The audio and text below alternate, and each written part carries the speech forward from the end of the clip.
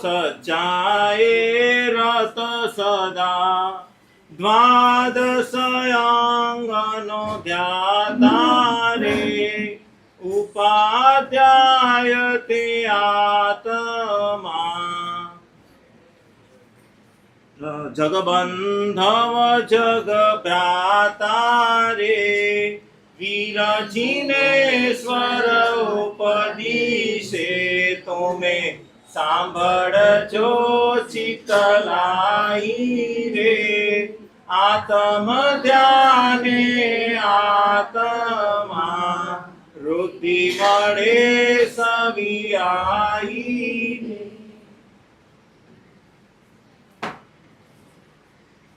नवपदजी शाश्वती ओळीनो આજે ચોથો દિવસ ઉપાધ્યાય પદની આરાધના નમો ઓમ રીમ નમો ઉવજ્જાયાણમ।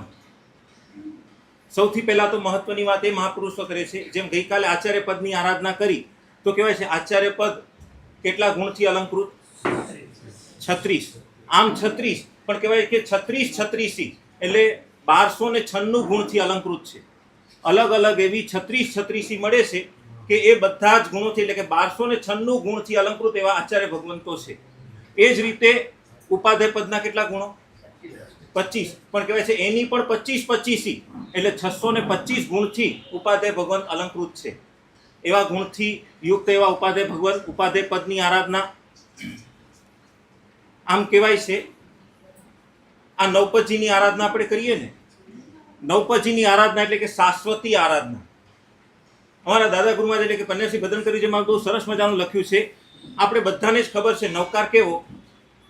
શાશ્વતો, બરાબર। નવકાર શાશ્વતો છે તો સહજ ભાવે અત્યારના જમાનામાં ભણેલા ગણેલા વ્યક્તિને પ્રશ્ન થાય કે કેમ નવકાર શાશ્વતો કઈ રીતે? તમે કીધું એટલે અમારે માની લેવાનું?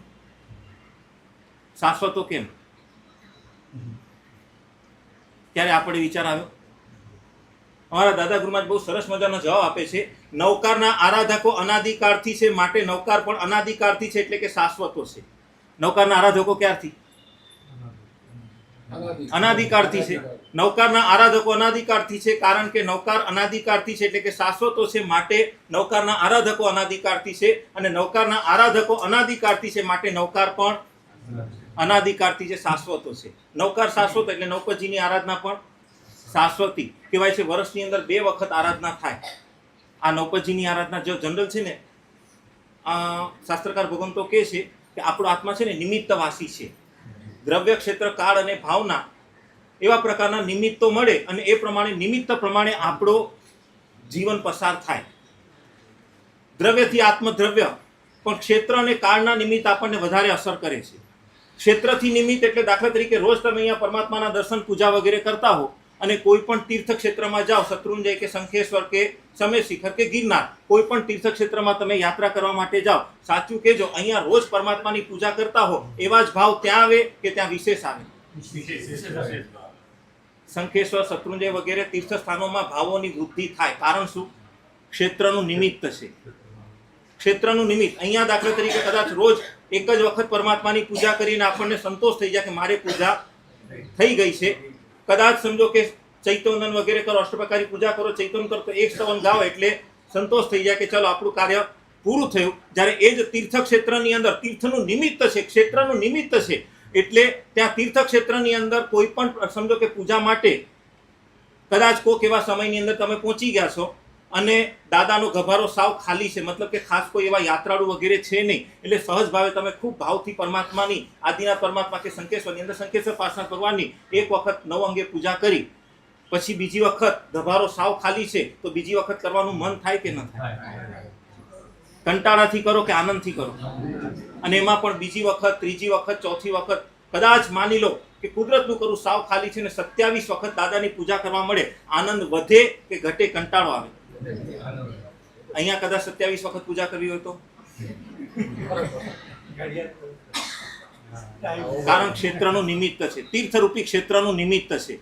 એ જ રીતે અહીંયા કદાચ માની લો કે તમારે પર્યુષણ જેવા દિવસો, પર્વના દિવસો અને કદાચ માની લો કે સમજો કે લાઈનમાં બેસવું પડે તો કદાચ કંટાળો આવે। જ્યારે આવા તીર્થ ક્ષેત્રની અંદર કલાક, 2 કલાક, 3 કલાક સુધી કદાચ પૂજાની લાઈનમાં બેસવું પડે તો કંટાળો આવે? અહીંયા કદાચ એક સ્તવન ગાઈએ અને સંતોષ થઈ જાય, ત્યાં ઘણા બધા સ્તવનો ગાવાનું મન થાય, ઘણી બધી સ્તુતિઓ કરવાનું મન થાય, લાઈનમાં બેસવું પડે તો પણ કંટાળો ના આવે, એકથી વધારે અનેક વખત પૂજા કરવા મળે તો ઉલટાનો આનંદ વધે. અમે 2 વર્ષ પહેલા શંખેશ્વર ચોમાસું અહીંયા આરાધકો હતા. ખરેખર એ દિવસોની અંદર ચોમાસા દરમિયાન અમુક દિવસોની અંદર ખાસ ગીર્દી હોય નહીં, અને એ વખતે દાદા સાથેનું જે એટેચમેન્ટ થાય એ તો વ્યક્તિ પોતે જ એનો આનંદ અનુભવી શકે. બસ આ કહેવાય ક્ષેત્રનું નિમિત્ત. આપણા આત્માને કંઈક આરાધનાની અંદર જોડવા માટે, આત્માને કર્મથી મુક્ત કરવા માટે આવા પ્રકારનું ક્ષેત્રનું નિમિત્ત આપ્યું. એ જ રીતે મહાપુરુષો કે છે કાળનું નિમિત્ત. કાળનું નિમિત્ત એટલે પર્વની તિથિઓ. વર્ષ દરમિયાન અલગ અલગ એવા પ્રકારના આપણને નિમિત્ત આપ્યા, અને એ નિમિત્તને લઈ અને આપણે વિશેષ આરાધનામાં જોડાઈએ. આમ જનરલ સમજો કે રોજ કદાચ અન્ય દિવસોની અંદર આઈમ્બિલ કરવા હોય તો કરીએ, ન કરીએ નહીં, પણ એ વખતે ઉત્સાહ કેવો, અને આવા દિવસોની અંદર એટલે કે નવપચીની ઓળીના દિવસોની અંદર આંબિલ કરવા હોય તો ઉત્સાહ કેવો થાય? સહજ ભાવે. આમ સમજો અન્ય દિવસોની અંદર કદાચ 28 કરવી હોય તો થાય કે ન થાય, અથવા તો અઘરી પણ પડે, પણ પર્યુષણ જેવા દિવસોની અંદર 28 ની આરાધના કરવી હોય તો સહેલાઈથી થઈ જાય. કારણ શું? પર્વનું નિમિત્ત છે, કાળનું નિમિત્ત છે. એટલે કે કાળના કારણે, એટલે કે પર્વની તિથિઓ આપણને કંઈક આત્માને પરમાત્મા સાથેનું અનુસંધાન જોડવા માટે આવા પ્રકારના નિમિત્ત આપ્યા છે.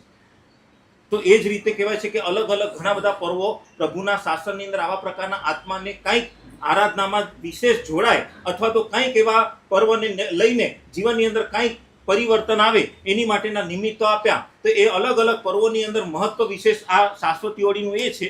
આપણે ત્યાં 6 પ્રકારની 28ઓ બતાવેલી છે. એ 6 28ની અંદર 4 28, 3 ચોમાસીની અને 1 પર્યુષણની. આ 4 28 છે ને અશાશ્વતી છે, જ્યારે આ 2 28 શાશ્વતી છે. એટલે કે આ ભરત ક્ષેત્રની અંદર તો આ દિવસો દરમિયાન આરાધના થાય, પણ એ સિવાય 5 ભરત ક્ષેત્રની અંદર, 5 ઐરવત ક્ષેત્રની અંદર, 5 મહાવિદ્ય ક્ષેત્રની અંદર પણ આ દિવસોની અંદર પરમાત્માની ભક્તિ સ્વરૂપે નવપતજીની આરાધના સ્વરૂપે આરાધના થાય. એનાથી આગળ વધીને દેવો પણ આ દિવસોની અંદર નંદીશ્વર આદિ દીપની અંદર જઈ અને પરમાત્માની ભક્તિ સ્વરૂપે 28 મહોત્સવ કરતા હોય છે. અને એમાં પણ આ નિમિત્ત કેવું છે? આખા વર્ષની અંદર બીજા બધા જ પર્વ પ્રાય કરીને 1 વખત આવે, જ્યારે આ શાશ્વતી ઓળી 2 વખત આવે. આમ જનરલ છે ને, આ શાશ્વતી ઓળી એટલે કે નવપતજીની આરાધના ક્યારથી શરૂ થાય? સિપાલ રાજાએ ક્યારથી શરૂ કરી હતી? આસો મહિનાથી. આસો મહિનાથી શરૂ કરી હતી, બરાબર છે. જનરલી આસો મહિનાથી થાય. એટલા માટે છે ને બહુ મહત્વની એક સરસ મજાની વાત બતાવેલી છે. ચોમાસા આસો મહિના એટલે કે ચોમાસાની અંદર, ચોમાસામાં પહેલા પર્યુષણની આરાધના અને પછી શાશ્વતી નવપતજીની આરાધના. તો પર્યુષણની આરાધના દ્વારા બધા જીવો સાથે ક્ષમાપના કરી. પર્યુષણની અંદર મુખ્યત્વે હાર્દ શું? ક્ષમાપના, બરાબર છે. પર્યુષણ પણ સાર્થક ક્યારે થાય? દરેક જીવ સાથે ક્ષમાપના કરીએ તો પર્યુષણની આરાધના સાર્થક, નહીં તો પર્યુષણની આરાધના પણ ફોગટ જાય, નિષ્ફળ જાય. તો કહેવાય છે કે પર્યુષણની આરાધના દ્વારા આત્માની શુદ્ધિ થાય છે. પર્યુષણની આરાધના દ્વારા આત્માની શુદ્ધિ થાય છે, કારણ કે બધા જીવો સાથે ક્ષમાપના કરીએ એટલે આત્મા આપણો શુદ્ધ થાય છે. એટલે પર્યુષણની આરાધના દ્વારા આત્માની શુદ્ધિ થાય, અને એના પછી 1 જ મહિનાની અંદર નવપતજીની આરાધના આવે, એના દ્વારા આત્માની સિદ્ધિ થાય છે. નવપતજીની આરાધના દ્વારા આત્માની સિદ્ધિ થાય, કારણ કે આ 9 પદ છે ને આત્માને સિદ્ધ કરવા માટે છે. 9 પદ આત્મ સ્વરૂપે છે. આ 9 પદના આપણે દુહા બોલીએ ને, સૌથી પહેલો છે અર્યંત પદ ધ્યાતો થકો દવ ગુણપદ જાય રે. દરેક 9 પદની અંદર આમ એક પદ તો છે ને કોમન છે. ઉપાધ્યાય તે આત્મા, આચાર્ય તે આત્મા, સિદ્ધ તે આત્મા, દરેકની અંદર. એટલે કે એ પદ સ્વરૂપ આપણો આત્મા છે. આપણા બધાનો આત્મા એ પદ સ્વરૂપે છે. પણ કર્મના કારણે આપણે અત્યારે ભેદ પડી ગયો છે. આ નવપતજીની આરાધના દ્વારા આપણે એ પરમાત્મા એટલે કે એ પદ સાથે આપણા આત્માનો અભેદ કરવાનો છે. એમાં આ નવપતજીની શાશ્વતી ઓળી એટલે કે આત્માની સિદ્ધિ માટેની ઓળી એટલે કે આરાધના, એની અંદર કહેવાય છે કે 9 દિવસની આરાધના. પહેલા 2 દિવસ દેવ તત્વની આરાધના, પહેલા 2 દિવસ દેવ તત્વની આરાધના, બીજા પછીના 3 દિવસ ગુરુ તત્વની આરાધના, અને પછીના 4 દિવસ ધર્મ તત્વની આરાધના. દેવ, ગુરુ અને ધર્મ. આમ જનરલ બધે છે ને આપણે દેવ, ગુરુ, ધર્મ. આપણે સમજો કે ત્યાં તમે કોઈ પણ એટલે કે તપ કર્યો કે કંઈ પણ વિશેષ કાર્ય કર્યું હોય એટલે કોઈ પણ પૂછે કે સાતામાં શું જવાબ આપો? દેવ, ગુરુ, પસાય. એટલે કે દેવ, ગુરુ, ધર્મની કૃપા, બરાબર છે. આની અંદર પણ આ નવપતજીની આરાધના પણ દેવ, ગુરુ અને ધર્મની આરાધના છે. સૌ પહેલા 2 દિવસ દેવ તત્વની આરાધના, પછી 3 દિવસ ગુરુ તત્વની અને પછીના 4 દિવસ ધર્મ તત્વની આરાધના. એમાં ગુરુ તત્વને બરાબર વચ્ચે મૂક્યું. કારણ શું? દેવ ગુરુ ધર્મ છે ને, તો ગુરુ તત્વને બરાબર વચ્ચે મૂકેલું કારણ શું? કહેવાય છે અમારે ત્યાં આવે છે દહેલી દીપક ન્યાય. દહેલી દીપક ન્યાય પૂર્વના કાળની અંદર લાઇટો વગેરે ન હતી, એટલે મોટે ભાગે તો અંધારા પહેલા જ કાર્ય પૂરું કરી લે. પણ કદાચ માની લો કંઈક બાકી રહી જાય અથવા તો અંધારામાં પણ તકલીફ ન પડે એટલે કે ફાનસ રાખતા. બરાબર છે? અને પણ ફાનસ કેટલા હોય? એક. બરાબર છે? આમ કંઈ ઘણા બધા ન હોય. હવે કુદરતનું કરવું, એક દિવસ બન્યું છે એવું, ઘરની આંગણામાં પણ કંઈક કામ છે અને ઘરની અંદરના ભાગમાં પણ કંઈક કામ છે, પણ અને અંધારું થઈ ગયું છે, ફાનસ એક જ છે, શું કરો? ઉંબરા પર મૂકી દો. બરાબર? વચ્ચે મૂકી દો એટલે એનો પ્રકાશ બહાર પણ જાય અને અંદર પણ જાય. બસ મહાપુરુષો ગુરુ તત્વ માટે પણ આ જ બતાવે છે. દેવ, ગુરુ અને ધર્મ, પરમાત્મા એટલે કે દેવ તત્વની ઓળખાણ કરાવે ગુરુ ભગવંતો, અને ધર્મનું આચરણ પણ કઈ રીતે કરી શકાય એ બતાવે કોણ? ગુરુ ભગવંત. એટલા માટે ગુરુ તત્વને વચ્ચે મૂક્યું છે. ગુરુ તત્વ ક્યાં છે? દેવ, ગુરુ અને ધર્મમાં ગુરુ તત્વ ક્યાં? વચ્ચે છે. બસ એટલા જ માટે કે દેવ તત્વની ઓળખાણ પણ ગુરુ તત્વ કરાવે અને ધર્મનું આચરણ કઈ રીતે કરવું એ પણ કોણ બતાવે છે? ગુરુ તત્વ બતાવે છે. એટલા માટે ગુરુ તત્વને વચ્ચે મૂક્યું. એમાં ગઈકાલથી આપણે ગુરુ તત્વની આરાધના થઈ. આચાર્ય પદ, ઉપાધ્યાય પદ અને સાધુ પદ. સાધુ પદ, આ 3 પદ છે ગુરુ તત્વની આરાધના સ્વરૂપે છે. એમાં આજનો દિવસ ઉપાધ્યાય પદની આરાધના. ગઈકાલે આચાર્ય પદની આરાધના હતી. આજનો દિવસ કયો છે? ઉપાધ્યાય પદની આરાધના છે. ઉપાધ્યાય આમ શબ્દ જ કેવો છે ખબર છે? ઉપાધ્યાય એ શબ્દની અંદર જેનો અર્થ બતાવ્યો છે, ઉપ વત્તા અધ્યાય.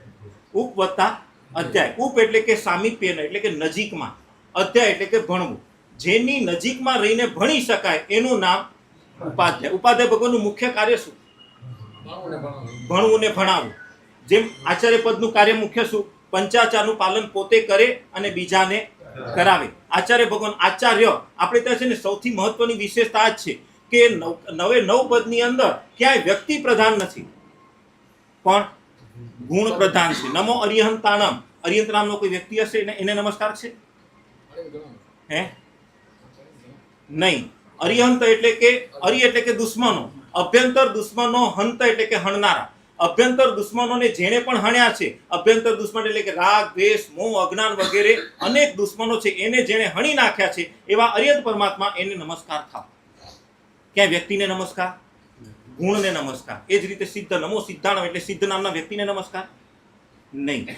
જેના અષ્ટકર્મથી જે મુક્ત થયા છે, જેના બધા જ કાર્ય સિદ્ધ થઈ ગયા છે, એવા સિદ્ધ ભગવંતો એને નમસ્કાર થાવ. નમો આયરિયાણમ એટલે શું?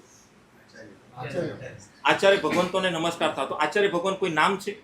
નહીં. પંચ આચાર, 5 આચાર, જ્ઞાનાચાર, દર્શનાચાર, ચારિત્રાચાર, તપાચાર, વીર્યાચાર, આ 5 પ્રકારના આચાર છે, એનું પાલન પોતે કરે અને બીજાને કરાવે, પોતાના આશ્રિત વર્ગને કરાવે, એવા આચાર્ય ભગવંતોને નમસ્કાર થાવ. નમો આયરિયાણમ. તેવી રીતે ઉપાધ્યાય, નમો ઉવજ્જાયણમ એટલે શું? બસ ભણે, પોતે ભણે અને બીજાને ભણાવે, એટલે એવા પ્રકારના ઉપાધ્યાય ભગવંતોને નમસ્કાર થાવ. ઉપ એટલે કે સામીપ્યનો મતલબ કે જેની પાસે અધ્યાય એટલે કે ભણી શકાય એવા ઉપાધ્યાય ભગવંતો. નમો ઉવજ્જાયણમ. નમો ઉવજ્જાયણમ સ્વરૂપ એટલે કે ઉપાધ્યાય ભગવાન. અને ઉપાધ્યાય ભગવાનની વિશેષતા બતાવેલી છે. એક મહાત્માએ બહુ સરસ મજાનું ચિંતન કર્યું છે. અરિહંત પરમાત્મા છે ને પરોપકાર પીઠ છે. પીઠ એટલે કે આધાર. સૌથી મહત્વ, આમ સૌથી કહેવાય ને કે મહત્વનો ગુણ અરિહંત પરમાત્માનો કયો? પરોપકાર. અરિહંત પરમાત્માનો સૌથી મહત્વનો ગુણ પરોપકાર. એટલે અરિહંત પરમાત્મા પરોપકાર પીઠ છે. સિદ્ધ ભગવંતો વિશુદ્ધિ પીઠ છે. કેવા છે? સંપૂર્ણ શુદ્ધ થઈ ગયા છે. સિદ્ધ ભગવંતોનો આત્મા સંપૂર્ણ શુદ્ધ, એકદમ કર્મની કાળાશ બધી બળી ગઈ છે ને એકદમ લાલ. એમને એટલા માટે વર્ણ પણ કયો બતાવ્યો? લાલ વર્ણ. લાલ વર્ણ એટલે કે બસ આત્માની લાલીમાં કહેવાય. એટલે એ રીતે સિદ્ધ ભગવંતો વિશુદ્ધિ પીઠ છે. આચાર્ય ભગવંતો આચાર પીઠ છે. પીઠ એટલે કે મુખ્ય આધાર. આચાર્ય ભગવંતોનો મુખ્ય આધાર શું છે? આચારનું પાલન. એટલે આચાર્ય ભગવંતો કેવા છે? આચાર પીઠ છે. અને ઉપાધ્યાય ભગવંતો 2 બાબત બતાવેલી છે, વિનય પીઠ અને સ્વાધ્યાય પીઠ. ઉપાધ્યાય ભગવંતની વિશેષતા વિનય પીઠ અને સ્વાધ્યાય પીઠ. વિનય પીઠ એટલે બસ વિનય, પોતે આચાર્ય ભગવંતનો વિનય કરે અને શિષ્યને પણ વિનય કરતા શીખવાડે. કારણ કે ઉપાધ્યાય ભગવાનનું કાર્ય જ એક જ છે, ભણવું અને ભણાવવું. તો ખાલી ભણવું એટલે કે ગાથા વગેરે કરાવીએ કે આગમ વગેરે વંચાવા એ નહીં. પ્રત્યેક પ્રભુના શાસનની અંદર જે કાંઈ પણ ગુણો છે એ બધા જ ગુણો પોતાના જીવનમાં લાવવા માટે પ્રયત્ન કરે અને સાથે સાથે પોતાના આશ્રિત એવા સાધુ ભગવંતોને પોતે એ પ્રમાણે શીખવાડે. તો ઉપાધ્યાય ભગવાનની બે મહત્વના ગુણ વિનયપીઠ અને સ્વાધ્યાયપીઠ. વિનય એટલે બસ વિનય કરો, હંમેશા નમ્રતાપૂર્વક પોતે આચાર્ય ભગવંત આદિ પોતાના વડીલોનો વિનય કરે અને સાથે સાથે સાધુ ભગવંતોને વિનય કરાવડાવે. અને બીજું સ્વાધ્યાયપીઠ. સ્વાધ્યાય એટલે પોતે ભણે અને બીજાને ભણાવે. આ ઉપાધ્યાય ભગવાનની વિશેષતા. અને એમાં પણ કહેવાય છે ઉપાધ્યાય ભગવાનની જબરજસ્ત આમ પૂર્વના કાળની અંદર જે ઉપાધ્યાય ભગવાન તો થઈ ગયા, આમ જનરલ કેવું છે ખબર છે, ક્યાંય પણ આપણે મહોપાધ્યાય નામ આવે એટલે કોની યાદ આવે? યશો વિજય મહારાજા. યશો વિજય સહજ જાણે કે ઉપાધ્યાય નામ સાથે અવિનાવાસ એટલે કે જોડાઈ ગયા છે. તો જેમ મહોપાધ્યાય યશો વિજય મહારાજા એ પણ એટલે કે વિનયના ભંડાર હતા, વિનય એટલે કે પીઠ સ્વરૂપે હતા. એ જ રીતે એમના સમકાલીન કહેવાય છે વિનય વિજય મહારાજા. વિનય વિજય મહારાજાની પણ જબરજસ્ત કોટીની વિશેષતા, નામ જ એનું વિનય.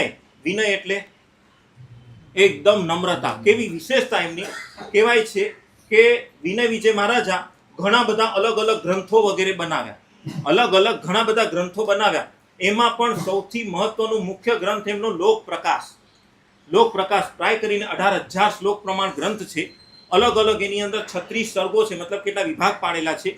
પણ એમની વિશેષતા કે એક એક સર્ગ જ્યારે પણ પૂરું થાય ત્યારે દરેકની અંદર સૌથી છેલ્લે પોતા એટલે કે આ ગ્રંથ મેં બનાવ્યો તો ખરું, પણ સાથે સાથે પોતાના ગુરુ ભગવાનને યાદ કર્યા છે કે એમની કૃપાથી આ ગ્રંથ બનાવી શક્યો છું. ખાલી ગુરુ ભગવાનને યાદ કર્યા નહીં, ખરેખર કેવા વિનયના ભંડાર કે પોતાના માતા અને પિતાને પણ યાદ કર્યા છે. માતાનું નામ છે રાજશ્રી અને પિતાનું નામ છે પ્રાય કરીને તેજપાલ. તેજપાલ અને રાજશ્રીનો તનય એટલે કે પુત્ર એવો વિનય આ ગ્રંથ બનાવે છે. અને કીર્તિ વિજયનો શિષ્ય એવા પ્રકારનો એટલે કે આ ગ્રંથ બનાવે છે. એવી એટલે કે વિનય વિજય મહારાજની આ વિશેષતા એટલે કે વિનયના ભંડાર. એનાથી આગળ વધીને આમ ખરેખર પ્રભુના શાસનની અંદર એમ થાય કે ઉપાધ્યાય પદે રહેલા સહજ એ પદનો પણ કેવો મહત્વ હશે કે સહજતાથી પદ ઉપર બિરાજમાન મહાત્મા કેવા વિનયના ભંડાર.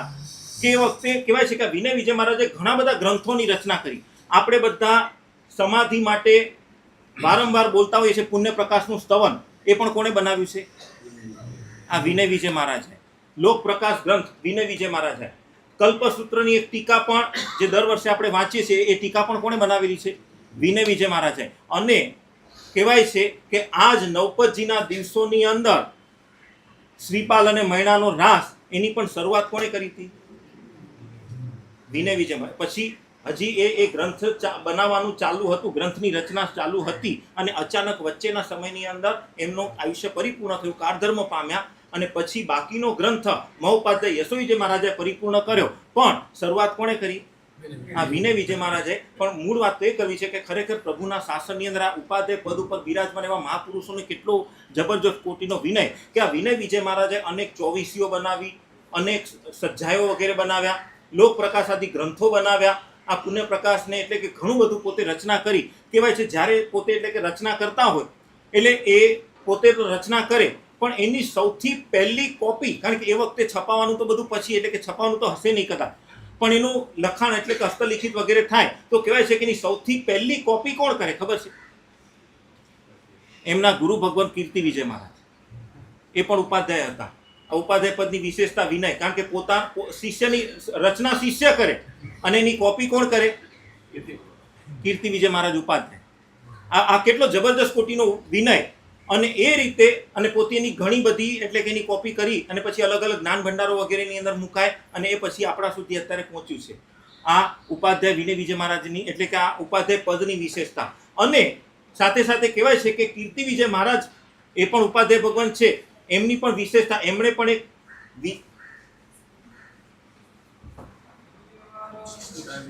અમને આપો આશીર્વાદ ગુરુજી અમારો અંતરનાથ, અમને આપો આશીર્વાદ ગુરુજી અમારો અંતરનાથ, અમને આપો આશીર્વાદ.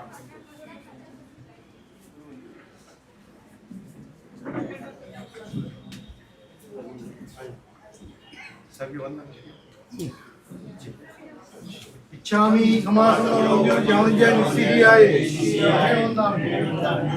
इच्छामि खमासमं जावंजन सीरियाए चित्तार सुराई सुखतप शरीर विरामागत सुकन्यम यात्रा निर्वोचोली स्वामी काता चेती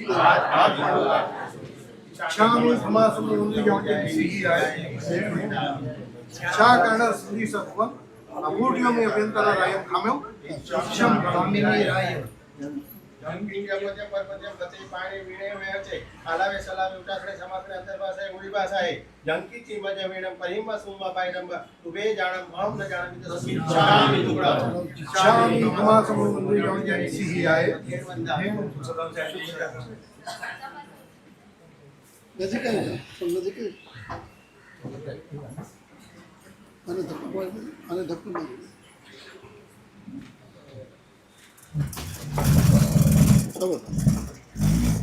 બસ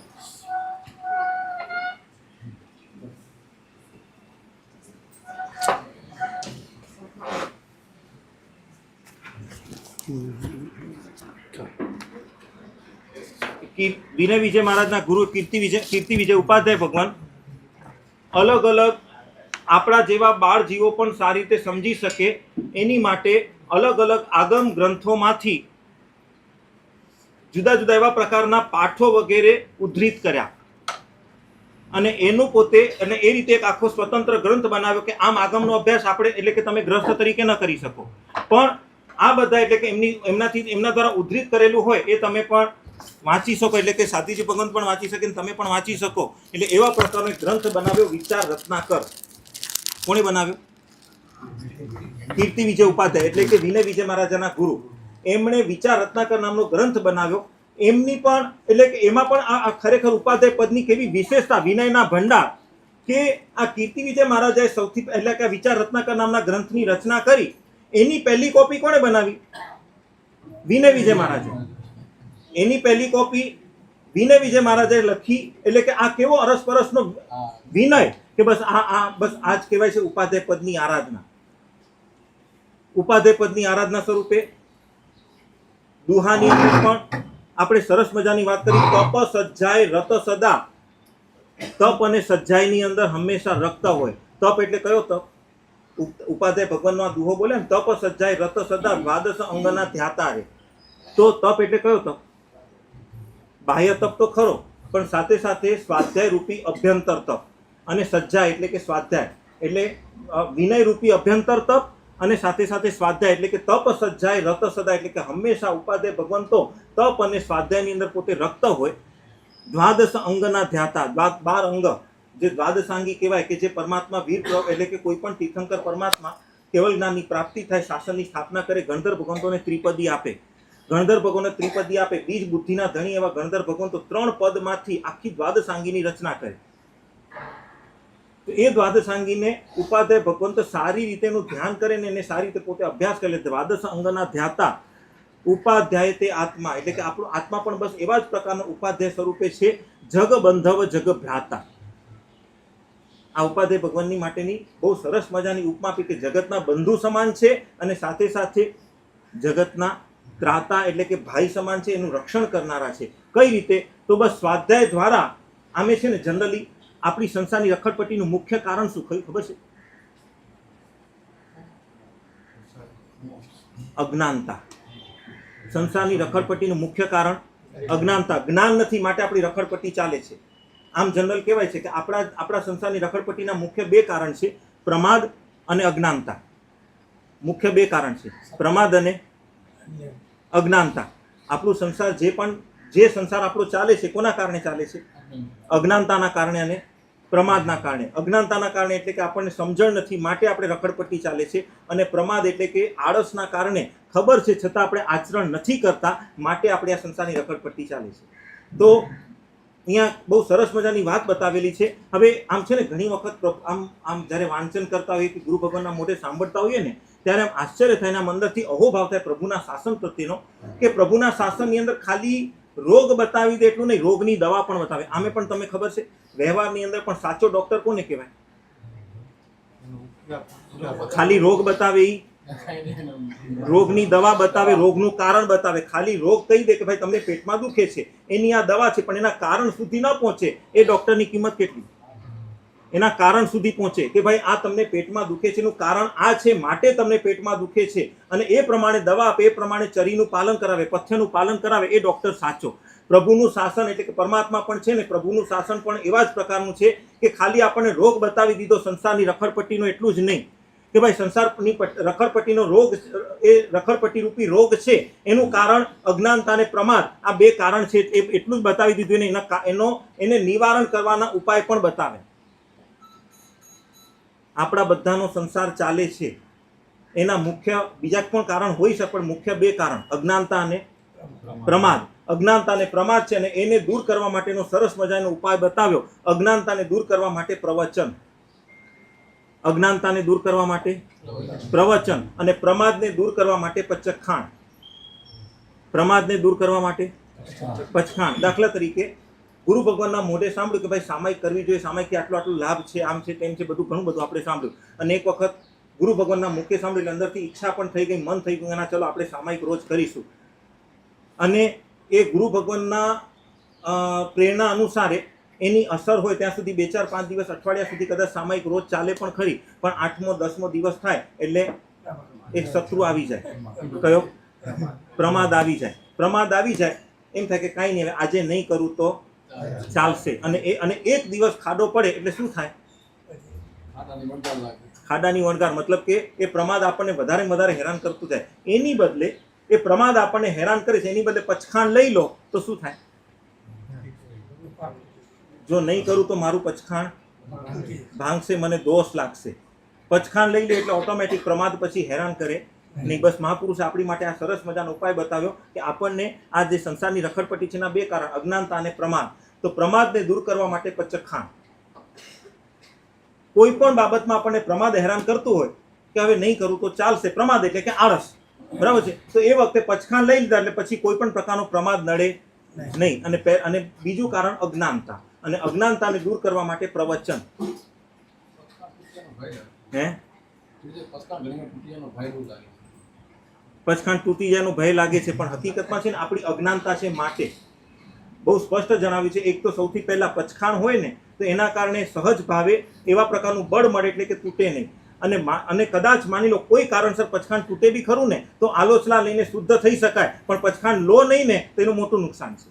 કોની જેમ? છોકરો સ્કૂલમાં જાય જ નહીં તો ભણે ખરો? જતા જતા શીખે. અને કદાચ કોઈ કારણસર વચ્ચે એક દિવસ પોતે ન જાય તો પણ રોજ જતા જતા શીખે. પણ પહેલે દિવસે તમે સ્કૂલમાં મોકલો ને એ વખતે રડે કે મારે નથી જવું, સ્વાભાવિક બને લગભગ, અને મારે નથી જવું, અને એને રડતો જોઈ અને કદાચ તમે સ્કૂલમાં મૂકવાનું જ બંધ કરો તો શું થાય?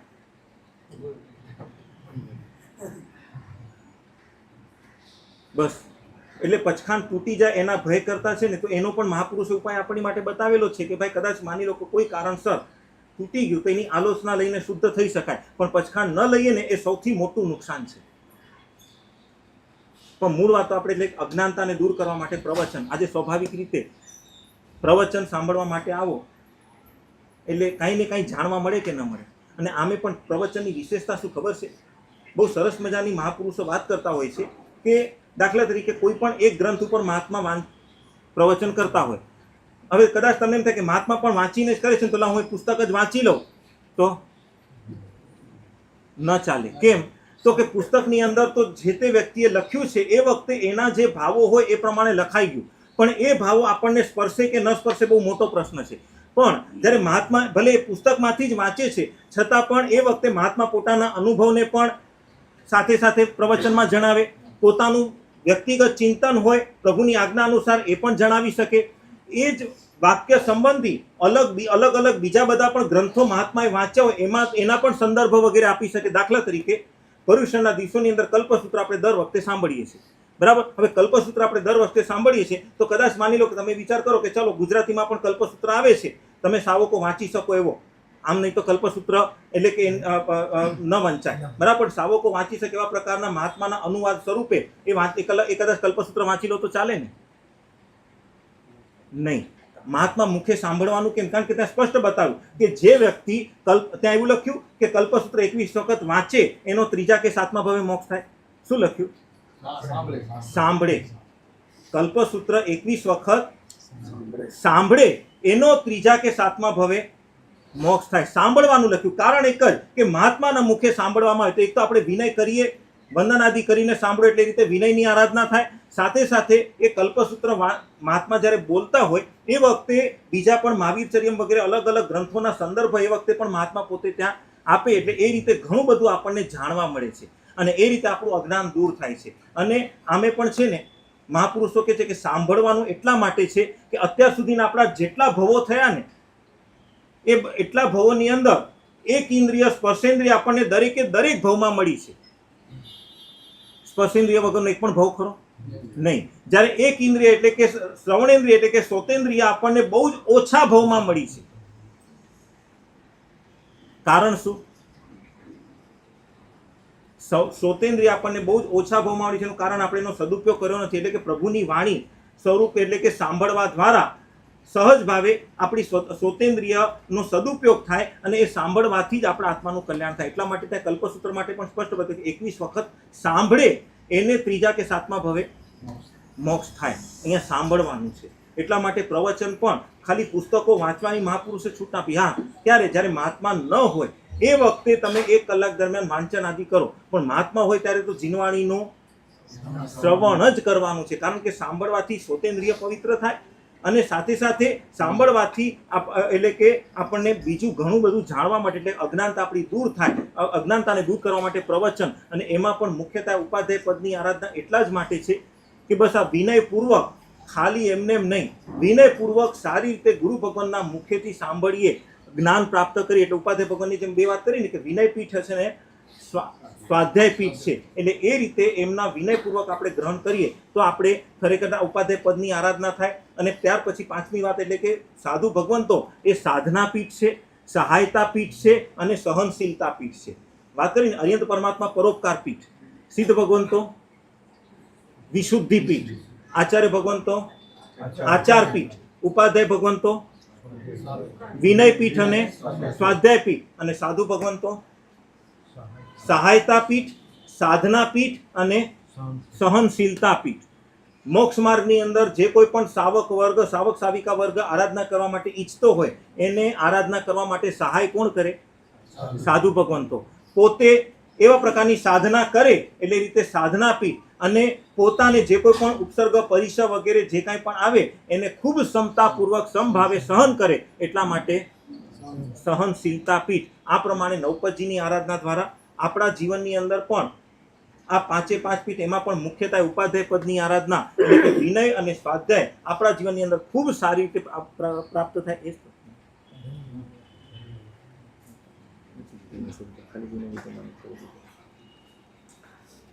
ગણતિ સુનિવૃત્તે સુતત્થ જાણવણમિ ઉજ્જુતે સજ્જાય લીનમણે सम्मम जाए जाए. દેવાદિદેવ ચરમ તિરુપતિ મહાવીર સ્વયં પરમાત્માના શાસનને પામે આપણે સદભાગી બન્યા છીએ. એ શાસનને પામેલા રત્નશેખર સુધાજી મહારાજા શ્રી શિવાલ કહા નામના ગ્રંથની અંદર 9 પદ્યોનો મહિમા વર્ણન કરી રહ્યા છે. એમાં આજે કેટલામો દિવસ છે? 4થો દિવસ. પહેલા 2 દિવસ દેવતત્વ, 3 દિવસ ગુરુતત્વ અને પછી 4 દિવસ ધર્મતત્વ. આપણે સાધ્ય છે દેવ, સાધ્ય એટલે આપણી સાધના કોની કરવાની છે? દેવ તત્વની. પૂરી સાધના કરી શકે છે આવા સાધક કોણ છે? આચાર્ય ઉપાધ્યાય સાધક. એ સાધ્ય તત્વની સાધના કરનારા એવા સાધક કયા સાધન દ્વારા સાધના કરે છે? એ સાધન કોણ?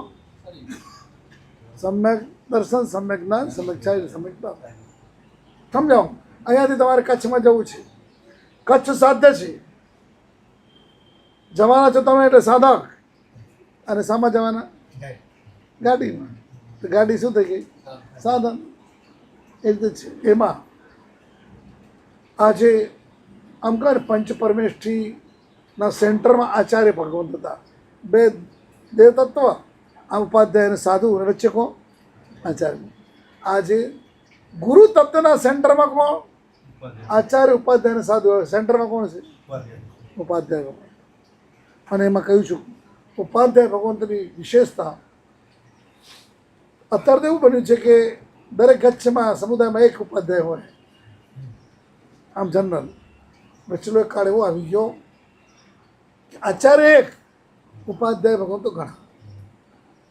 અને એ અત્યારે આ બધા ઉપાધ્યાય ભગવંતોના લખેલા ગ્રંથો, સાહિત્ય હજારો પાના નહીં, હજારો પાના આ ઉપલબ્ધ છે. અને એના આધારે અત્યારે શાસન ચાલતું હોય ને તો એના આધારે ચાલે.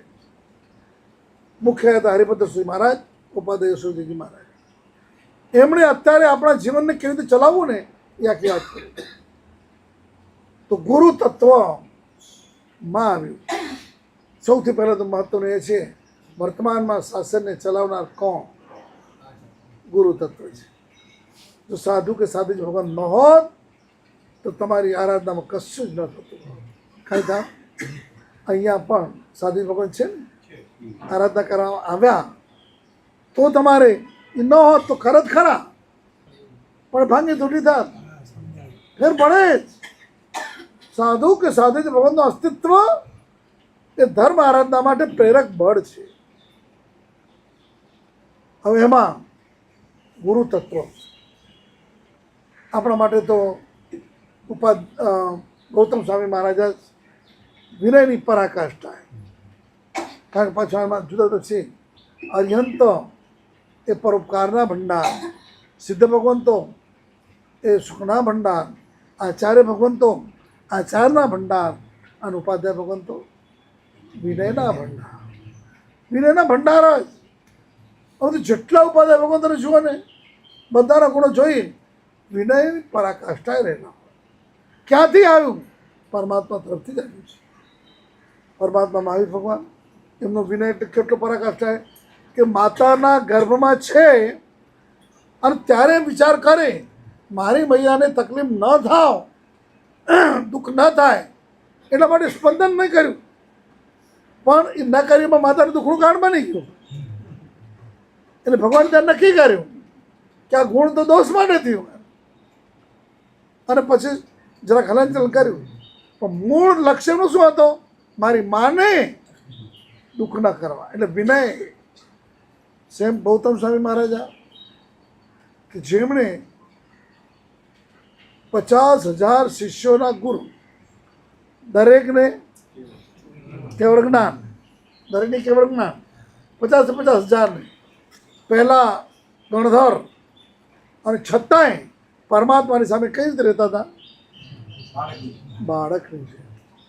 નથિંગ. હું નથી કાંઈ, મારામાં કાંઈ નથી, જે છે એ પ્રભુમાં છે. કેટલે સુધી હદ તો ત્યારે કહેવાય જો બધાની વચ્ચે હો અને એમ કોઈકનું નામ લઈએ કે ઓ ફલાણા ભાઈ આમ બરોબર આરાધના બરોબર થાય છે ને, તો તમે ખુશ થાવ કે નારાજ થાવ? અને બધાની વચ્ચે કહીએ કે એ આરાધના નથી કરતા, ભાવ બગડી જવાનો છે, કંઈ ભાન પડે છે કે નહીં? આવું કહીએ તો લાગી આવે કે સાહેબ 100ની વચ્ચે મારા નાથ પ્રભુ કેવડીઓ પેલા દેવો કેટલા? તો કરોડની સંખ્યામાં તો દેવો હોય. ભગવાન જગત નથી કરોડો, અને એમાં એ તો હોય, અને સાથે સાથે પાછા બધા તો ને 12 પાર્ષદા બેઠેલી હોય. એમાં ગૌતમ સ્વામી તેડીને આવ્યા હોય. મારે 1500 તાપસ આવતા હતા. હવે ગજબ તો એ થઈ ગઈ કે 500 ને ખાલી ખીરનો પાણા કરતાં કેવળ જ્ઞાન થઈ ગયું. 500 ને સમોસરે જોતા થઈ ગયું. 500 ભગવાનને જોતા થઈ ગયું. એટલે જ્યાં ઉપર પધાર્યા ત્યારે કેટલા કેવડી હતા? 1500. હવે જ્યાં આવ્યા એટલે આગળ કોણ હતા? ગૌતમ સ્વામી.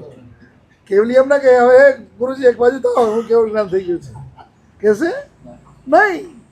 આ શાસનનો વિનય તો જુઓ, ઔચિત્ય, મર્યાદા. એટલે એ જઈને સાધુની સ્પર્શતામાં ઉભા રહ્યા. જ્યાં ઊભા રહ્યા એમને સ્થાને, અને પહેલાં બધા કેવલી તરફ જ્યાં કેવલીઓ હતા ત્યાં, એટલે સ્વાભાવિક બોલ્યા, એ મહાત્માઓ આ બાજુ આવો. અને બધાની વચ્ચે, એટલે કરોડોની વચ્ચે ભગવાન કે ગૌતમ કેવલીની અસાધના મત કર. ત્યારે ગૌતમ સ્વામી એમ થાય કે કેવડના થઈ ગયું રસ્તા મને કહી દેવું જોઈએ ને, આ ઠપકો ખવડાવે બધાની વચ્ચે નહીં. જેનો જીવનો વિનયની આવી પરાકાષ્ઠા હોય ને એને એ નેગેટિવ વિચાર આવે જ નહીં. મારા પ્રભુએ કીધું એવો સચ્ચું, એમાં કોઈ વિકલ્પ પ્રશ્ન જ નથી. આવા વિનયના ભંડાર ગૌતમ સ્વામી જેવા આપણને મળ્યા કે જે આખી જિંદગી જ્યાં સુધી પ્રભુ રહ્યા ત્યાં સુધી કોઈ પોતાની જાતનો વિકલ્પ નથી કર્યો. પ્રશ્ન જ નહીં.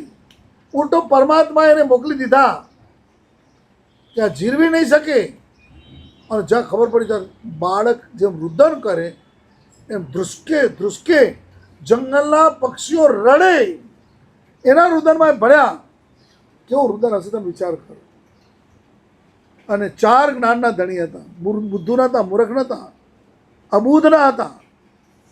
4 જ્ઞાનના ધણી હતા. છઠના પાણે છઠ કરનારા હતા. પ્રભુની સામે જાણે એક બાળક હતા. આ વિનયની પરાકાષ્ઠા. અને પાછા ઉપાધ્યાય પણ કહેવાય છે, ખબર છે? એને જાપમાં આવે આયે તો જાય શ્રી ગૌતમ સ્વામીને નમઃ. હા, પોતે એટલા ગુણોથી પરિપૂર્ણ હોવાના કારણે એમના પદ પણ મળે છે. તેવા ઉપાધ્યાય પદની આરાધના આજના દિવસે ઉપ અધ્યાય સતત જે ભણવા અને ભણાવવાની નજીક રહે એને કહેવાય ઉપાધ્યાય. અત્યારે તો પરિસ્થિતિ બહુ જ વિકટ થઈ ગઈ છે. જો કે મુંબઈમાં મેં જોયું, અનુભવ્યું સારું કે પાઠશાળાઓ તો જ ચાલે છે. ક્યાંક ધમધમથી ચાલે છે તો ક્યાંક ડચકારથી ચાલે છે. અહીંયા કેવી છે? હે, બહુ મુશ્કેલી છે. કારણ સ્કૂલનો અભ્યાસ વધ્યો, એની ખેવના વધી, એનો અનાત્મવાદ, ભગવાને બતાવેલા સૂત્રો એ આત્મવાદ છે. અત્યારે પૌદ્ગલિક ભાવ વધ્યો, અનાત્મ. એટલે તમને સ્કૂલનો ભણતર મહત્વનું લાગે છે, આ મહત્વ નથી લાગતું. અને એના પરિણામ તમે લોકો ભોગવી રહ્યા છો. તમને કલ્પના નથી, ભોગવાતા જાય છે. આજે ભણવાના નામે ભણવા ગયેલા, આજે હું ઘણી વખત અત્યારે તો મેં જાણ્યું છે ને ત્યારે કહું કે જૈનની દીકરીઓ એ ભણવાના નામે ભણવા મોકલો છો. આજે સેફ છે? બોલજો ને, જવાબ આપો ને. વધારે પડતી જૈનની દીકરીઓ કોની સાથે જાય છે બોલો તો? આ જૈનો. આ વાર્તા કરું છું, આ વાર્તા છે તો પાછી આપજો. અજૈનોમાં જાય છે. અને જૈનના દીકરાઓ કાં તો એમને એમ રહે ને કાં પરદેશ જાય, ક્યાં પણ જાય.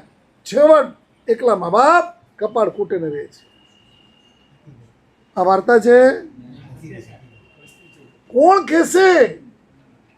આજે મા બાપ જ તમે એનું રક્ષણ કરો છો ને બગાડવામાં. અમે તમને કહીએ હવે અહીંયા તો કેવા જેવા રહ્યા જ ક્યાં છો? કારણ કે બધા લગભગ બાપા તો અહીંયા જોવાનિયા છે જેના બચ્ચાઓ હોય. આપણે કહીએ કે છોકરો છોકરી છે ને સાહેબ, એક છોકરો છે, 2 છોકરી છે, છોકરા છે. તો પાઠશાળા સાહેબ બિચારાને ટાઈમ નથી મળતા, બિચારા લગાડ્યો. આવો જ એક ભાઈએ મને સામે કીધું કે બિચારાને ટાઈમ. તમે તો બિચારો સાચી વાત છો. બિચારો તમારા ઘરમાં બિચારો જન્મી ગયો, આવો બિચારો જૈનકુંડમાં તમારે ત્યાં જન્મીને બિચારો દુઃખી, એનો ભાવ બગડી જશે. આ બિચારો દુર્ગતિમાં જાય. આ હું બિચારો 10-15 વખત બોલી ગયો. પેલા કે સાહેબ કેમ તમે આ બિચારો કરો? તમે બિચારો કરો. હું કહું છું કે હકીકત છે ને, જૈન કુળમાં જન્મેલો એ કેવા ઉત્તમ કુળમાં જન્મેલો આત્મા ઉત્તમ સ્થાનમાં જાય, એના બદલે અધમ સ્થાનમાં જઈ રહ્યા છે ત્યારે અંદરથી દુઃખ ન થાય? અને પાછા તમે બચાવ કરી લો કે સાહેબ, અને પાછું સ્કૂલમાં એવું જ રાખ્યું હોય. હદ તો એ થઈ છે, જૈનત્વ તરીકે તમે જૈન ધર્મના ભાવોને આચારોને સાચવી શકો એના માટે કોઈ સ્કોપ રાખ્યો નથી. નૌકારસી તમારી સ્કૂલમાં છોકરા કેટલા વાગે જાય? નૌકારસી થઈ શકશે? દર્શન પૂજા થઈ શકશે? પાઠશાળામાં જઈ શકશે? શું કરશે બોલો? અને આખો દિવસ કાં તો ટ્યુશન લેસન અને પહેલાં ક્લાસ, હવે તો ટ્યુશન ક્લાસ, અને નહીં હવે તો પહેલાં આવે પાછા ટેસ્ટ ઉપર ટેસ્ટ. આમ દર અઠવાડિયું થાય ને થાય તો ટેસ્ટ. અરે ગુથાયેલો જ નાખી દીધો. અને તમે પણ ભણેલા જેવા તેવા ભણ્યા, દુઃખી છો એ કે? અને આ બધા એકદમ પરમ સુખી થઈ ચક્રવર્તીના ઘરે જવાના છે બધા? આમાં ભણેલા દુખિયારા છે. નોકરી નથી મળતી ને જોબે નથી મળતા, અને પાછા દુઃખી તો હોય અને એમાં આટલું હાઈફાઈ ભણ્યા હોય ને એટલે હાઈફાઈ મગજમાં બેસી જાય, એટલે જીવન હાઈફાઈ, પૈસા હોય નહીં એટલે માથે દેવા ચડતા જાય અને પછી ભીખ માંગવા નીકળે. આ વાર્તા છે. અને છતાંય આપણી આંખ ન ખુલતી હોય. આનાથી વધારે અંધાપો કયો હશે વિચાર કરો. અહીંયા ઉપાધ્યાય ભગવાન એ પોતે કોઈને આવ્યું છે ગણ તિત્તિશુની વૃત્તિ, ગણને માં તિત્તિશુ તિતિક્ષા કરવામાં નિયુક્ત, એટલે કે સારણા મારણા ચોયણા પડી ચોયણા. સારણા એટલે યાદ કરાવીએ. અત્યારે અમે આ વસ્તુ કરતા હોય ને તો અમે ભલે છીએ સાધુ, ઉપાધ્યાય ઠેકાણે ગુણ આવ્યું ને કે સારણા કરાવીએ. તમને શું સારણા કરાવીએ? ધંધો વગેરે કેમ ચાલે છે, બરોબર, એ યાદ કરાવીએ. એ ભાઈ ટાઈમ છે જોજો, આજે બજારમાં જરાક સારા છે, શેરના બજાર વધવાના છે, એમ કહીએ તમને. સારણા શું સારણા કરાવીએ? આત્મ સંબંધી ધર્મ આરાધનામાં યાદ કરાવીએ કે આજે આ જો ઓળી ચાલે છે, આમિલ કરજો. આખી ઓળી ન થઈ શકે તો હવે છેલ્લા 3 આમિલ તો કરજો. 14નો કરજો, પૂનમનો કરજો, 13નો કરજો, એમ કરીને યાદ કરાવીએ. નૌકાનો જાપ કરજો.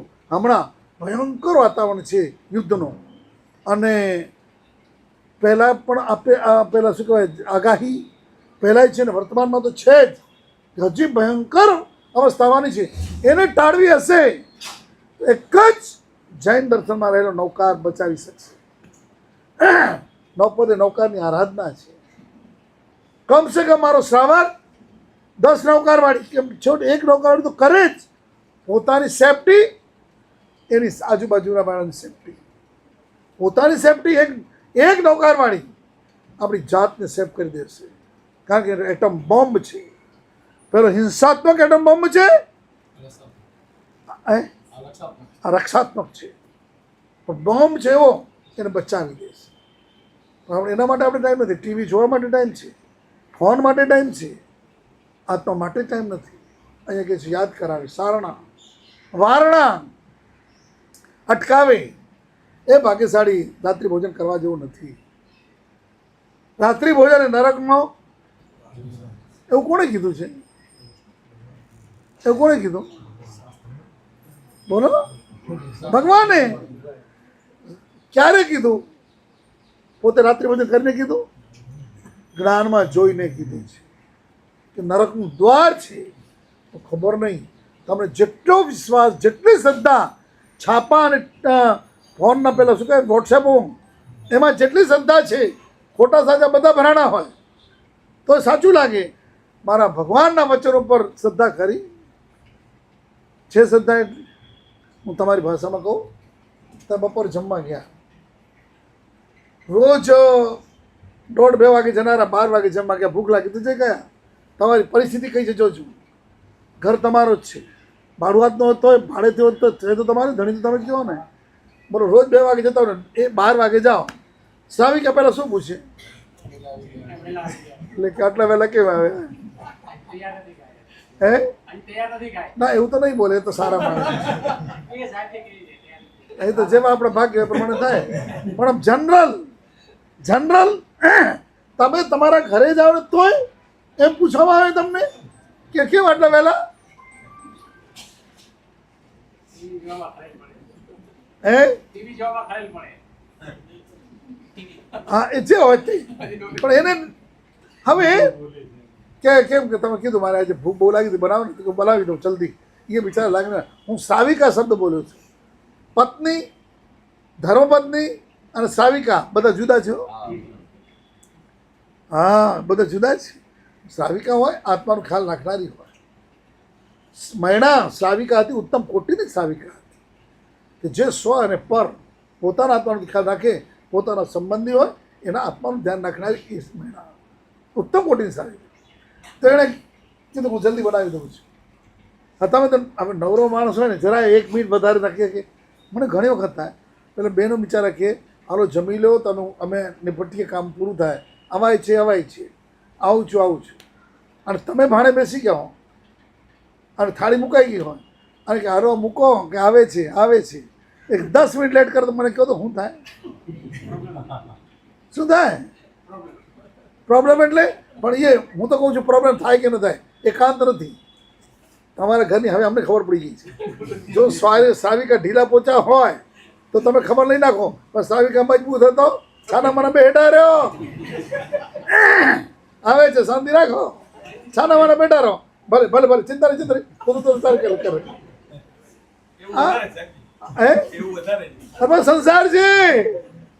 અમને જ્ઞાની ભગવંતોએ બચાવી દીધા, આ તમારા સંસારના ડૂચામાં ક્યાં હેરાન થતા. વાત આપણી ચાલતી હતી ભગવાનના વચન પર શ્રદ્ધા. તમે ડાઇનિંગ ટેબલ ઉપર બેઠા છો, ખુરશી ઉપર ને એક પડીકો પડ્યો હતો, તો હવે બેઠા બેઠા નવરા શું કરે, રોટલી બની જ આવે છે એટલે જરાક ખોલ્યો અને આમ આમ આમ કર્યું, શું હશે આ, ક્યાં અહીંયા પાવડર મૂક્યો, આનો પાવડર હશે, આમ કહે છે. એટલામાં તો બેન ડીશ તૈયાર કરીને બહાર નીકળ્યા અને કીધું, અરે તમે શું કર્યું, આ કેમ, શું થયું? આ તો આપણા જીવાત ન પડી જાય ને અનાજમાં, એના માટે નાખવા પડીકા બનાવી નાખવાના, ઝેર જેવો તો પાવડર છે. તો શું કર્યું? પોતાને અહીંયા ન રખાય ને, આવું જ કહો ને, આમ જ કહે ને, અહીંયા કેમ રાખી? ચાલો ભૂખ લાગી છે એટલે વહેલા આવ્યા છો, ડીશ આવી ગઈ એટલે જમવાનું ચાલુ કરી દો કે ના કરી દો? બોલો, જમવાનું ચાલુ કરી દો. શું નામ તમારું? નામ શું? દિલીપભાઈ. તમે ખાલી આજે મારી વાત સમજજો કે ઝેરી પાવડરને તમે ખંખેરી અને જમવાનું ચાલુ કરો ખરા? શું કરો?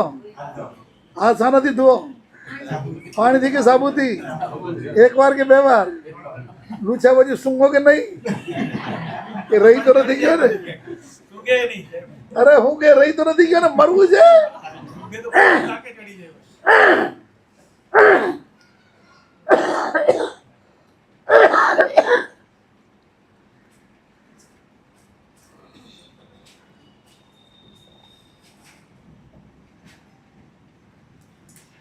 જેટલો વિશ્વાસ પત્નીના વચન ઉપર છે કે ઝેર એટલે ફિનિશ, એનો એક અંશ જો મારા પરમાત્મા ઉપર વિશ્વાસ આવી જાય, આખો દેદાર બદલાઈ જાય, આખો દેદાર બદલાઈ જાય.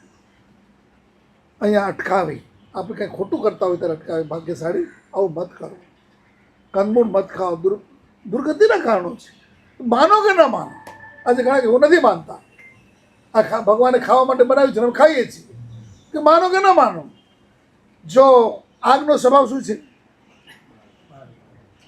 પછી તમે માનો કે ન માનો, અને હાથ હું નથી માનતો, આગનો સ્વભાવ વાળવાનો છે, હું તો આગમાં હાથ નાખી જાઓ, તો હાથ તમને તો તમે ન માનો એટલે આગ તમને હાથને ઠારી આપી, બરફ જેવું કરી આપે. કારણ એનો સ્વભાવ છે. એમ ભગવાને કહેલા વાતો જો માનો કે ન માનો, જે જાય જે રીતે કહ્યું છે તે કર્મ બંધનું કારણ બને બને જ, અને બંધાયેલા કર્મ એ જીવે પોતે ભોગવવા જ પડે, એમાં કોઈ ફેરફાર નથી. તીર્થંકર પરમાત્માના આત્મા, એમણે પણ કર્મ સત્તાએ છોડ્યા નહીં. તમે બધા માનો છો પાછા, બોલો ભગવાનના કાનમાં ખીલા ઠોકાણા ને, એમાં કોણ દુષ્ટ હતો? એનો કર્મ, ભગવાનનો કર્મ દુષ્ટ હતો કે કાનમાં ખીલો ઠોકનારો દુષ્ટ હતો? કોણ માનો છો? હમણાં ફરી જશો. કહું, તમારી દીકરીના લગ્ન કર્યા છે, સાસરે જઈને આવી છે, અને આવીને બસ બેઠી હતી ને કંઈક વાતચીત થઈને એમાં રડવી પડી જરાક, કેમ કે સાસુ આમ છે ને તેમ છે ને આમ કરે છે તેમ કરે છે.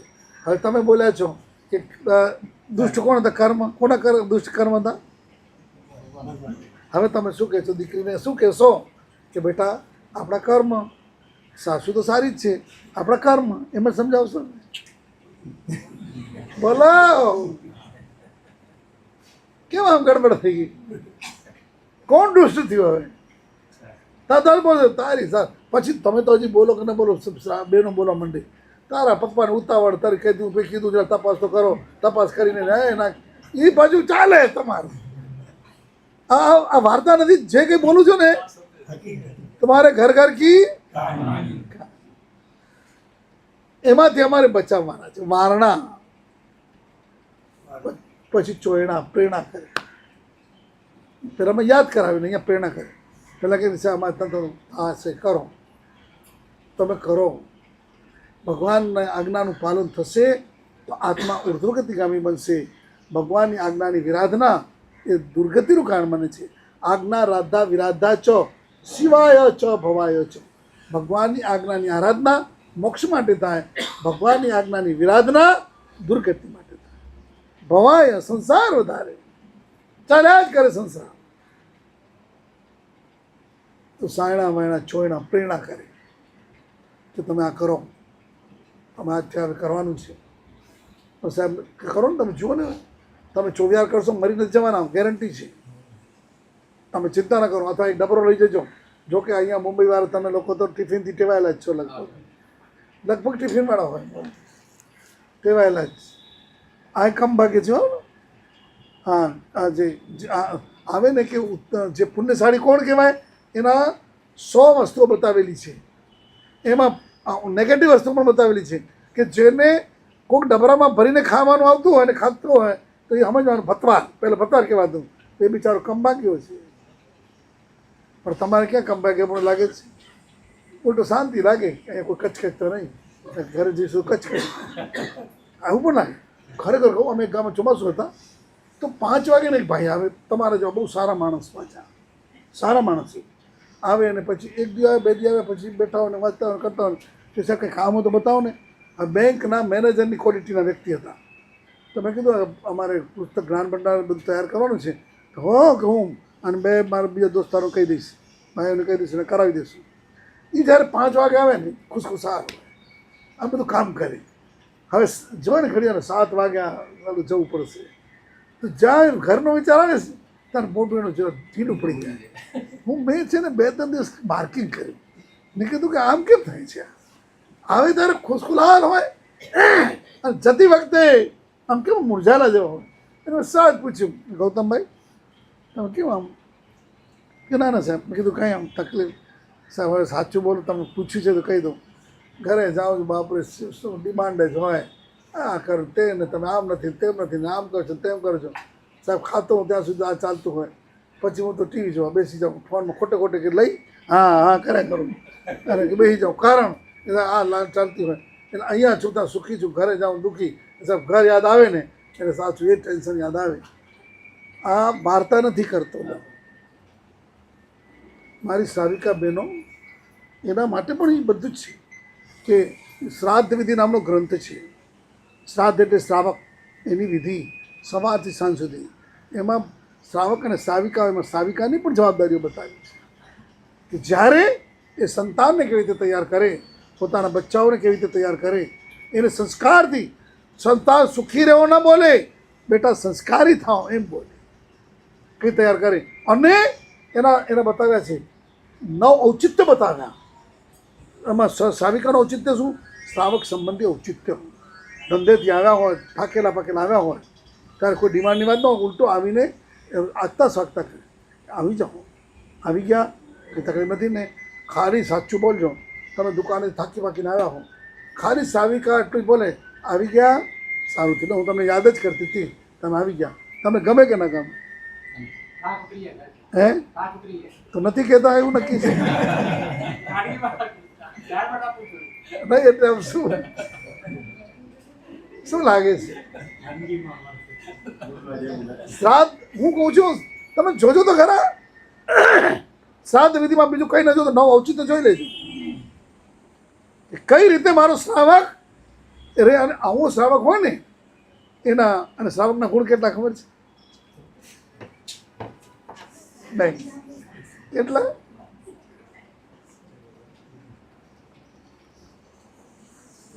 હું દર વખતે દરેક ગામમાં પૂછું છું અને આખી મુંબઈમાં પૂછી વળ્યો અને બધે ઠેકાણે ફેલ જ ગયો.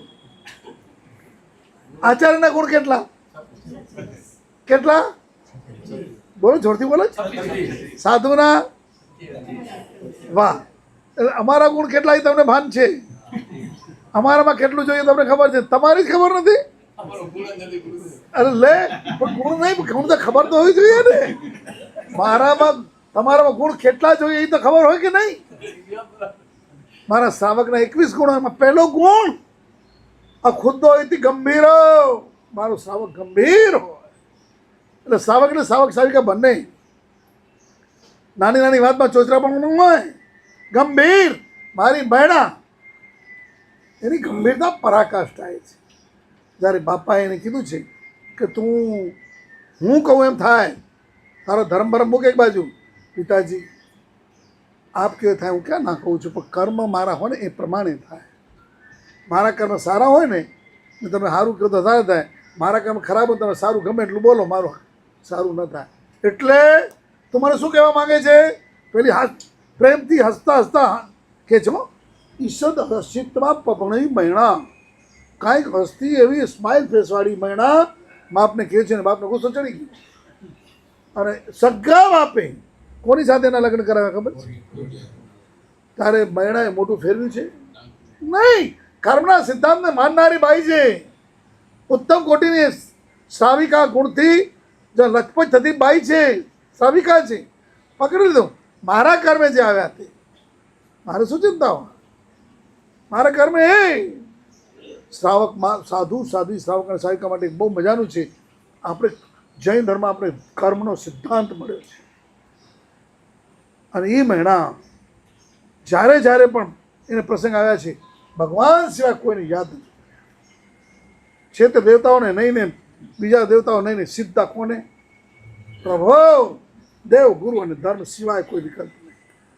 અને ત્યારે જ એ મહિણાને આ જાઓ જલાલી થઈ તો જરાય પણ અભિમાનમાં નથી આવી. જે સારું થયું સુખ સમ્યક દ્રષ્ટિ આત્મા સુખમાં લીન ન બને, દુઃખમાં દીન ન બને. સંભાવ. દુઃખ આવ્યું છે તો સહન કરી લે, અંતે જીત છે તારી. સુખ આવ્યું છે તો એને સંભાવમાં રાખ ભાઈ, બહુ ઊંચા ચડિયા થવા જેવું નથી.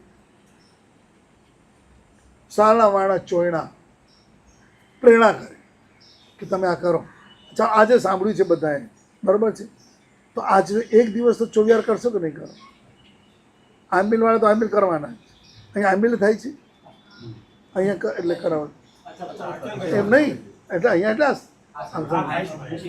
હા. તો જે આંબીલ કરનાર આંબીલ કરશે, પણ બાકીના આજે ચોવિયાર કરે કે નહીં? આટલું રાખશો ને આજે ચોવિયાર, તો તમે પક્ષપાત ઊભો થશે.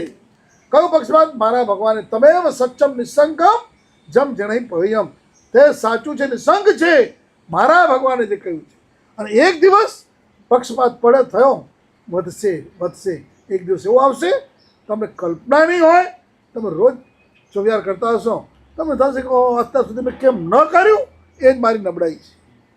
આમ સહજ ભાવે થશે. સારણા વાયણા ચોયણા આ તમારા માટે કહું છું, બાકી અમારા માટે પણ અમને પણ ઉપાધ્યાપકો તો કે પ્રેરણા કરે, આમ કરો આમ ન કરો. અને હવે પડી ચોયણા આવે, ખબર છે? પડી ચોયણા તમારા ઉપર નહીં, અમારા ઉપર. જરાક ભૂલ થતી હોય તો ઠપકારે ખરા, એ આ ના ચાલે. મારો જો શ્રાવક અને વેપારી, વેપારી ઉપાસનામાં આવે તો જોખમ, શ્રાવક આવે તો નિશ્ચિંતા. સમજાય છે? તમે વેપારી છો કે શ્રાવક છો? શ્રાવક છો, સાચું? હમણાં પરીક્ષા કરી લઈજો, જવાબ દેજો. તમે અહીંયાથી નીકળ્યા, અહીંયા અમારે પાઠ ચાલે છે, આમનો અવાજ જરા જાડો છે ને, મોટો, અને અવાજ મોટો છે, અને તરત જ કોકને ભણાવતા હતા પહેલાં કંઈ પણ સાહેબ આનંદ. તમને 3 વખતથી કહું છું, સમજતા નથી. આ જ અર્થ થાય, સમજો તો ખરા યાર. આ અર્થ કેમ નથી સમજતા? તમે આ બેસાડો તો ખરા. તમે આવું બોલતા હોય. તમે અહીંયાથી નીકળ્યા, આગળ એક ભાઈ મળ્યા, તમને કે ક્યાં થયા? અહીંયા શાંતિ રાખ, હમણાં ઉપાસરે પાસેથી નીકળ્યો, કંઈક ચાલતી હતી માથાકૂટ. આ જો શ્રાવક હોય તો રાજી થાય, ગજબ કહેવાય. પહેલાં કહે છે પણ ગુરુજી મને ગુરુજીવાળા બેસતો નથી, પણ બેસાડ. ઓકે, આ પડી ચોયણા છે એટલું નહીં, જરૂરત પડે તો આમે સોટી હોય ને આમે, અને તે વખતે ગુરુજી કહેતા હોય અને ભણાવતો હોય, અને આ દ્રશ્ય શ્રાવક જોઈ ધન્ય ભાગ ધન્ય ઘડી, શું મારા ભગવાનના શાસનની બલિયારી છે. મારા દીકરાને એક શબ્દ કહી શકતો નથી. આ કેટલા ઘરના ભેગા થયા અને આજે નાનક આવી ભૂલ થઈ, આટલું કીધું ને પેલા મને માફ કરો, મારી ભૂલ થઈ, આપ સમજાવો. આવી નમ્ર ભાવે સામે બેઠેલા છે. વાહ પ્રભુ, તારા શાસનની બલિયારી છે. આવશે આવું કોઈ આવે શ્રાવક? બોલો હવે કોણ છે? તરત ખબર નહીં. એમાં તમે જરાક સાધુ સાધુનું નબળું જોયું નથી ને મળ્યા નથી અમે. હો આ વાત છે તે વાત છે, આમ નથી તેમ નથી. ખબર પડી કે ના નથી. આજે ગુજરાતનો 20 પપ્પાનો વાંચજો તો કાંઈ છે નહીં. મેં જોયું નથી ગુજરાત. નહીં તો તમે ઘરે જઈને પાછા પાના ઉથલાવા માંડશો. 20 પાના હોય કે ન હોય એ મને ખબર નથી, પણ તરત જ નેગેટિવ. મારો જૈન શ્રાવક પોઝિટિવથી લગભગતો હોય અને પોઝિટિવ વિચારધારા હોય. પડી ચોયણા આમ એને કડકાઈથી કહે અને ત્યારે લાગે ગુરુદેવ માહિતી. આવા આત્મા અમે અનુભવ્યા છે, જોયા છે. ઉપાધ્યાય ભગવાન થઈને ગયા એ મહાત્મા, પણ ત્યારે અમે બે સરખે સરખા હતા. અમે પાઠ લેતા હતા જીવ વિચારનો, વર્ષો પહેલાંની ઘટના છે. અને એમાં મને આવડી ગયું અને એ મહાત્મા ના આવ્યું. એમના ગુરુમાં જ હતા, બહુ ઉત્તમ ભણાવનારા હતા. તો દંડાસન બાજુમાં જ રાખી, આમ કરે, જરાક ના આવડે તો આમ કરે. એટલે આ બતાવે તો ખરા. ના આવડ્યું તેમને સટાક કરતા લગાડી દીધું. આમ લગાડે પેલા આમ ક્યાં, એટલે મને બીક લાગી. એટલે હું વધારે જોરથી તૈયાર કરું, કાલે મને ઠોકી દેશે ક્યાં, આપણી એને જીરવી નહીં શકીએ તો એ બધું તે દિવસે ભૂલ થઈ. એટલે આમ લગાડ્યું. પછી અમે બંને જણા કોચી સાથે નીકળ્યા. રસ્તામાં મેં એટલું જ કીધું, મેં કીધું કે તમારા ગુરુમાં બહુ કડક છે નહીં. આ જો આ રીતે દંડાસન માર્યું ને તો મને તો ન ગમ્યું. તમે મારા ગુરુમાનું ખરાબ બોલો છો. હું જાઉં છું, મારા ગુરુમાને કહું છું. પાછા ભાગ્યા. મેં કીધું પૈસા મારી ભૂલ થઈ ગઈ, તમે નહીં કે ના મારા ગુરુમાનું તમે ખરાબ બોલો છો. પાછા મેં કીધું હવે હું નહીં બોલું, મહેરબાની કરો. કારણ કે નહીં તો કાલથી ભણાવવાનું બધું પૂરું થઈ જાય. ગુચરી ગયા, બધું આવ્યું. મને બીક જ લાગે કાંઈ કહી દેશે તો. એ આત્મા, એ મહાત્મા એના ગુરુમાં પછી અઠવાડિયા પછી કાર કરી ગયા. અમે ભેગા હતા ને કાર કરી ગયા. ઉંમરલાયક હતા. તો સવારના 3:30 પોણા 4 મારી પાસે આવ્યા. હું કૌશિકમાં હતો. કેમ પર મહારાજ, મારા ગુરુજી હાલતા નથી, ચાલતા નથી, બેઠેલા છે, સૂતા નથી, શ્વાસ લેતા નથી. તો શું તમે તો શું થયું, કાર કરી ગયા છે? તો કે એવું જ કંઈક લાગે છે. આ ભલા ભોળા હો એકદમ. પછી તો કાર કરી ગયા, લગ્ન સંસ્કાર તો બધું થયું. થોડાથી સમય સાથે પછી એક મહાત્મા આવ્યા. એમને જરૂર હતી, એમની સાથે એમને કરી દીધા. આખી જિંદગી એમની સાથે રહ્યા. એમના શિષ્ય થયા. ભલા ભોળા હતા પણ શિષ્ય થયા. આચારમાં એના વ્યાખ્યાન કરતા એમનું વ્યાખ્યાન બધાને ગમે. પોતાને ઉપાધ્યાય પદવી થઈ. ઉપાધ્યાય તરીકે અમારા સમુદાયમાં રહ્યા અને પછી કારધન પામીને ગયા. તો આજે એ પોતે કેવું જીવન, પહેલાં કહેવાય ને કે ગુરુ મહારાજ, અને એની ગુરુમાં આવી રીતે પરિચોણા કરે અને છતાં મારા ગુરુ મહારાજ મને કહે છે. આજે તમે તમારા દીકરાને કહી શકશો આ રીતે? જરાક વધારે કહેવા જાવ તો પતી ગયું. એમાં 20, 22, 23 વર્ષનો છોકરા છોકરીને કંઈ કહો તો જો પતિ મોઢા ચડે તો એટલા ખરે ચડે, પણ તમારા ચડાવી નાખે. અહીંયા સારણા વારણા ચોયણા પડી ચોયણા. અને એવા શુદ્ધ જાવણમની ઉજ્જુતો સૂત્ર અને સ્વાધ્યાયમાં ઉદ્યમવાળા એવા ઉપાધ્યાય ભગવંતોને ધ્યાન કરવામાં આવે છે. આજે આપણે અહીંયા પૂરું કરીએ કે ઉપાધ્યાય પદની આરાધનામાં આજે પ્રેક્ટિકલ આટલું લો કે આજના દિવસે જે આંબિલવાળા છે તો આંબિલ કરશે, અને પણ બીજા બધા એક નૌકારવાળી તો તમારી જરૂરત છે. એટલા માટે યુદ્ધોને ભયંકર થઈ રહ્યું છે ને, પ્લીઝ એને આપણી એકલાની નહીં, જૈન જો જન મહાજન જૈન અને જીન. જન કોને ખબર છે? પેટ ભરો હોય ને, પેટ ભરો એટલે સમજ્યા, આપો તો કઈ જન કહેવાય. મહાજન કોને કહેવાય? ગામનું ધ્યાન રાખે, આજુબાજુ આડોશ પાડોશ બધા રાખે. મહાજન જૈન એ જીવોનું ધ્યાન રાખે. જીનેશ્વર સમગ્ર જીવ રાશિનું ધ્યાન રાખે. તો આપણે કોણ છો? તમે બે પતિ છે, મહાજન પણ છો અને જૈન પણ છો. તો આપણા આ દુઃખી કોઈ જીવ ન થાય એના માટે આ શું કરવાનું, એક નૌકારવાળી. અને આજના દિવસે કમસે કમ 24 જો ગમી જાય તો ઓળીના 5 દિવસ હવે રહ્યા.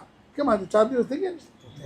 આજે 14 છે એટલે 3 તો ગયા, 4 આજથી કરીને 5 દિવસ છે અને 6 આજનો એક દિવસ તો 6 થાય ને. તો બસ 24 તમે જોજો ભગવાનની આજ્ઞા પ્રમાણે કરાયેલી આરાધનાનો મિનિંગ તમને શું લાભ થાય છે તમે જોઈ લેજો. અમારે શોર્ટમાં જ આટલું કહીએ છીએ. તો આ રીતે આરાધના કરીને મળેલ આ અનુભવને આપણે સફળ કરીએ.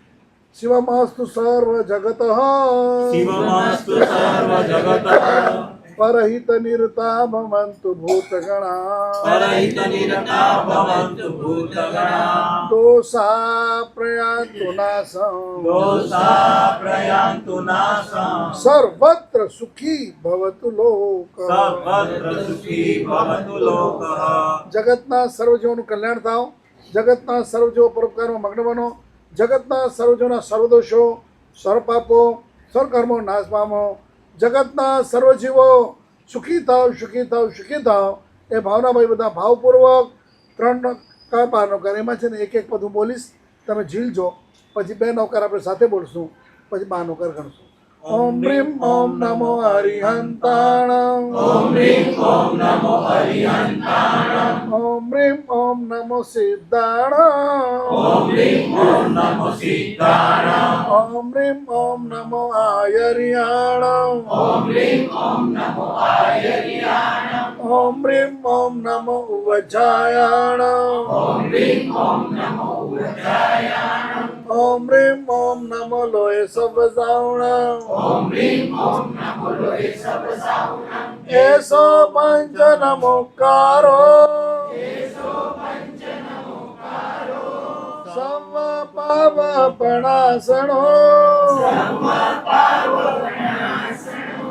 મંગલાણં ચ સર્વેસી પરમં હવૈ મંગલો ઓમ રીમ ઓમ નમો હરિહંતાણમ ઓમ રીમ ઓમ નમો સિદ્ધાણમ ઓમ રીમ ઓમ નમો આયર્યાણમ ઓમ રીમ ઓમ નમો ઉજ્જાયાણમ ઓમ રીમ ઓમ નમો લોય સવસાવણમ એસો પંચ નમોકારો સર્વ પાવ પ્રણાશનો મંગલાણં ચ સર્વેસી પરમં હવૈ મંગલમ ઓમ રીમ ઓમ નમો હરિહંતાણમ ઓમ રીમ ઓમ નમો સિદ્ધાણમ ઓમ રીમ ઓમ નમો આયર્યાણમ ઓમ રીમ ઓમ નમો ઉજ્જાયાણમ ઓમ રીમ ઓમ નમો લોય સવસાવણમ એસો પંચ નમોકારો સર્વ પાવ પ્રણાશનો મંગલાણં ચ સર્વેસી પરમં હવૈ મંગલમ 12 નૌકાર.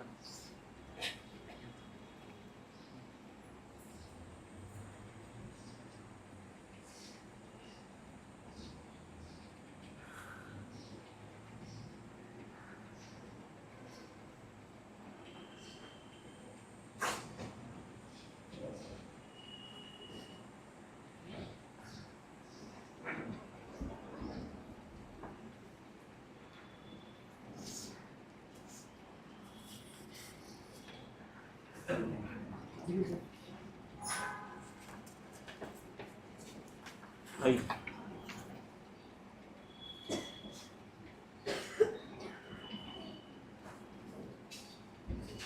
અહીંયા.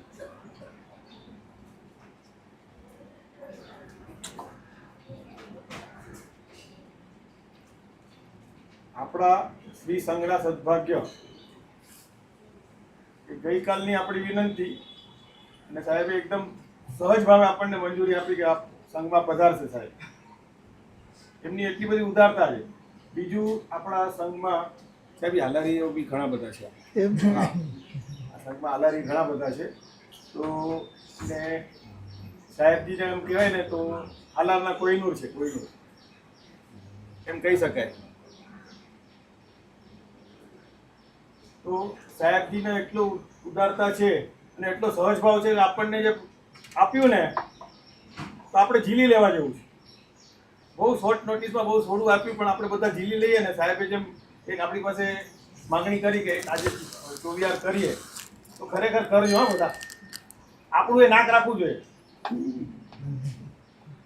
જરૂરી છે ને.